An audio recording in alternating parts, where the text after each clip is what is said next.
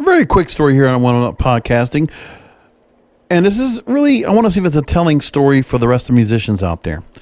So a new survey of musicians, according to Hypebot.com, shows just how deep and widespread the pandemic's effect on music is. This is a study in UK. They said that 64% of UK musicians surveyed are thinking about leaving the music business. A very interesting story to tell right here. So in England, where government assistance is more available than the US, and smaller shows are currently allowed. So the survey was conducted by a UK online musician booking platform, Encore Musicians. They said that due to widespread event cancellations, musicians have lost an average 87% of live bookings, with them their main source of income. So on average, musicians have lost, and this current story is about 11,300 euros in canceled bookings as a result. And that's what, about like 14,000 or so in dollars. 50% have no bookings in the diary for the remainder of 2020. Last year, a lot of these musicians would average 27 bookings. 64% said they would leave. 40% have applied for non-music jobs since March. 41%, according to the fact of government support, they said they haven't received any government support. 42% have received some kind of non-governmental support, mainly from the Musicians Union or charity Help Musicians UK. And in the study, the women were most affected. Young women predicted earnings were down 90% for musicians aged 25 to 34.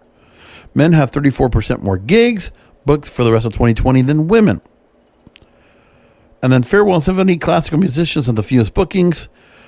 They had the lowest number of gigs for the remainder of 2020 compared to other genres. Pop musicians have the fullest amount, with 5 gigs booked for the remainder of 2020. And pop musicians have lost probably about $22,000 in earnings as a result of cancellations since March 2020. And what's I want to go and fall and lap up into this is that we have to see music coming back. So what's going on to try to create that change? Well, music views promoters are pivoting to drive-ins, live streaming, and more. They're trying to find their way around. Now, I want to mention also that Hollywood is having a major problem. If you didn't hear me talk about this on my Broadcasters podcast, I do recommend you take a look at a recent episode I put up there. And let me give you the story's title real quick. Hollywood is crumbling thanks to COVID, and it's due to a series of epic events affecting the Hollywood establishment. So part of the things we were seeing was agencies having an exodus, the talent agencies, where they're getting broken up. A lot of major people from the major 3 talent agencies, or major 4 rather, they're all leaving to go to new boutique shops because of the layoffs and furloughs as a result of what was going on here. And could some of their talent go along with them? So new agencies will break things up, and the establishment monolithic model of agencies are breaking up.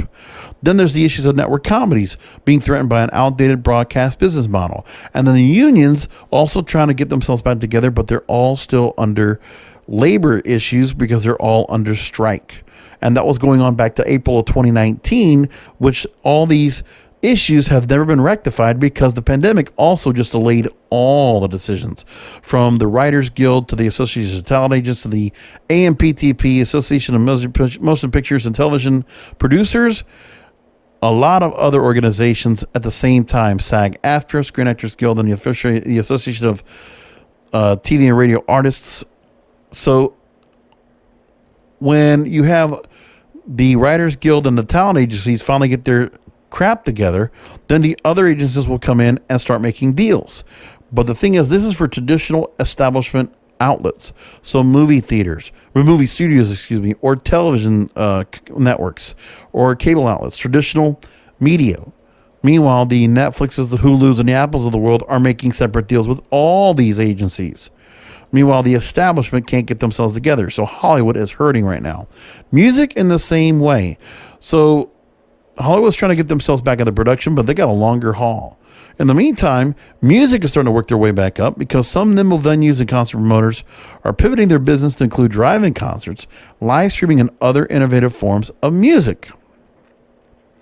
So then, one avid live music goer, Vito Ronaldo, he's a live music goer and retired teacher, wanted to keep the music going and get artists paid. And after watching free live streams beamed from musicians' homes on Facebook and YouTube, he thought an element was missing: the interaction between audience and performer. He launched TOF Promotions, which is an entirely virtual music venue dubbed The Tree. And Ronaldo started selling tickets through Eventbrite, using a password-protected Zoom meeting to host the concerts. This way, fans could mingle as they would a normal show before the music and applaud after songs, while the musician could see who they're performing for and make money for their ticket sales and tips. That is a direction for venues with a physical address and promoters producing events in a variety of spaces, figuring out how to present live music and bring in revenue when fans can't safely gather due to the pandemic. So there's drive-in events now, and we're starting to see some of those. The founders of Colorado's Beanstalk Music and Mountains Festival improvised their concert they had, where they did a drive-in concert rebranding as Beanstalk at the drive-in. So tickets sold out just after hours, and June's drive-in event was announced as some attendees converted festival tickets into drive-in tickets. California CBF Promotions ushered in the modern craft beer festival trend with the California Beer Festival, and it usually hosts about 12 large-scale festivals across the country each year. But then they pivoted to drive-in events, setting up a pop-up venue at the Ventura County Fairgrounds for concerts, comedy, and movies, beaming audio through FM radios with video screens. The Concerts in Your Car series has proved particularly popular. CBF actually recently hosted back-to-back sold-out concerts with SoCal favorite Sublime, and they mentioned the fact that, okay, someone said they opened up their hatch, turned on the radio, had a boombox, and faced it towards us. It sounded awesome. It is as loud as a thumping bass at a concert. No. Is it as enjoyable? Yes, 100%. And one of the concert goers said, my father-in-law always said that my festivals are too loud. This is a perfect opportunity for him to kind of control how loud he wants it. The venue in Ventura County has 700 car capacity, strictly enforces physical distancing and wearing face coverings. And if you don't follow the rules, you'll be asked to leave. And staff is tested for COVID-19 once a week, and high-touch surfaces are cleaned every 15 minutes. That's the idea. And as we said, also streaming is taking a shape because you get all these different ways to watch a live concert. You've had computer screens, iPhones, and TVs, and artists and venues have always been regularly streaming audience-less shows from homes, outdoor spaces, and empty venues since the live concert industry shut down in March. So you got that as well going on.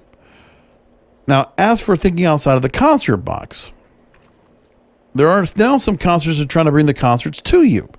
Evanston Space in Illinois started a to-go concert series where they'll bring a local musician to your backyard for a socially distanced show. So there's a lot of different ideas.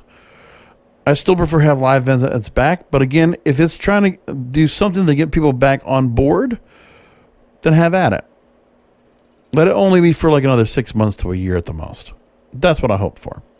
Anyway, we'll leave it there. I'll talk to you next time.